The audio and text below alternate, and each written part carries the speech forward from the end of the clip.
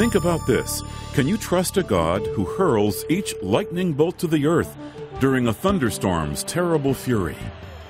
Well, the alternative is trusting a God who doesn't know where the lightning will hit. Today, we probe the mystery of God's hand in natural disasters and why you and I can trust the God who manages each of our personal calamities. Please stay with us. From Chicago's Moody Church, this is Running to Win with Dr. Erwin Lutzer, whose clear teaching helps us make it across the finish line. We're in a series on 10 lies about God and why you might already be deceived. Today, Erwin Lutzer is speaking on lie number 6, that God is not responsible for natural disasters. If we could see God's eternal purposes, we would know that His plan is on schedule. We would leave things as they are. Our God is in the heavens. He has done whatsoever He has pleased. All that He needs to do is to act consistently with His own nature. And as we learned in a preceding message, let us keep in mind what that professor at Notre Dame said after 30 years of lecturing. I know 2 things. First, there is a God, and I'm not Him. That's worth learning. No, we cannot charge God with evil. But question number 3, can we trust Him? Question 1 is does He take responsibility? Yes, it says in the book of Amos, shall disaster come to a city and God hath not done it? The obvious answer is yes, of course God did it. He's God. It's question number 1. Do we charge Him with evil? No, we don't charge Him with evil. He does as He pleases. And by the way, we always think of the negative part of the disaster, but remember that Jesus said that God also sends rain on the just and the unjust and sunshine. Sometimes we're not very appreciative for all the times when there aren't those disasters going on. But let's go to a third question. Can we trust Him? Can we trust Him? Well, I, of course, think that it is only this kind of theology that means that God is worthy of trust.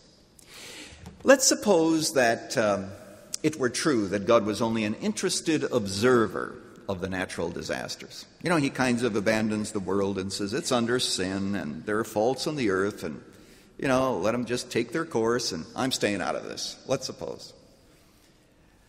Would that give you a lot of confidence in terms of your life?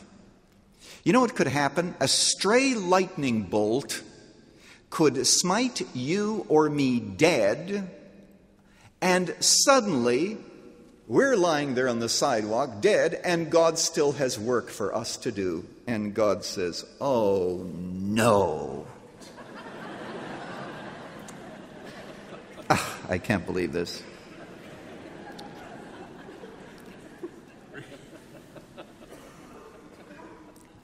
That's what happens when nature's out of control.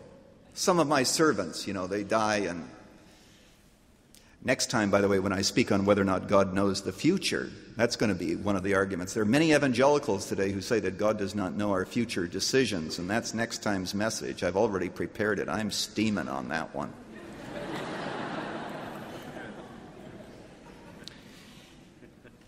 My dear friend, listen to me very carefully. If nature is out of God's hands, then I am out of God's hands. And I'm a victim of nature.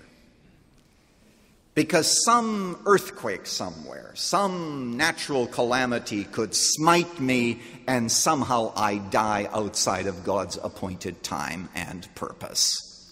No, it is the fact that God controls nature. It is that gives me the confidence to trust Him. And if I die in such a calamity, I say I die according to God's will and God's purpose. And because of that, I die abundantly satisfied. Because God is God. Of course we trust Him. And also the shaking of the earth is a reminder of our unshakable God, isn't it? You know what earthquakes and so forth should do? As soon as the earth begins to quake, people are trying to run to someplace. They're trying to flee to something solid. Well, the Bible would teach that we should do that too, and that something solid is God. God is our refuge and strength. a very present help in trouble. Therefore we will not fear though the earth be removed and though the mountains be carried into the depths of the sea. Talk about a natural disaster. Though the mountains shake with the swelling thereof. There is a river, the streams whereof shall make glad the city of our God, the holy place of the Most High. God is in the midst of her, she shall not be moved. God shall help her, and that right early.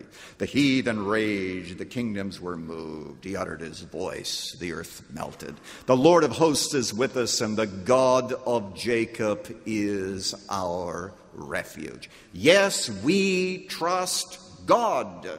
And we trust him because he is sovereign. And that means that we are within the hollow of a sovereign hand. A fourth question. Question number 1, is God in charge of natural disasters? Yes. Question number 2, do we charge him with evil? No. Number 3, is he still trustworthy? You'd better believe it. In fact, you had better trust him. Question number 4, what are the messages of natural disasters? What's God really trying to say anyway?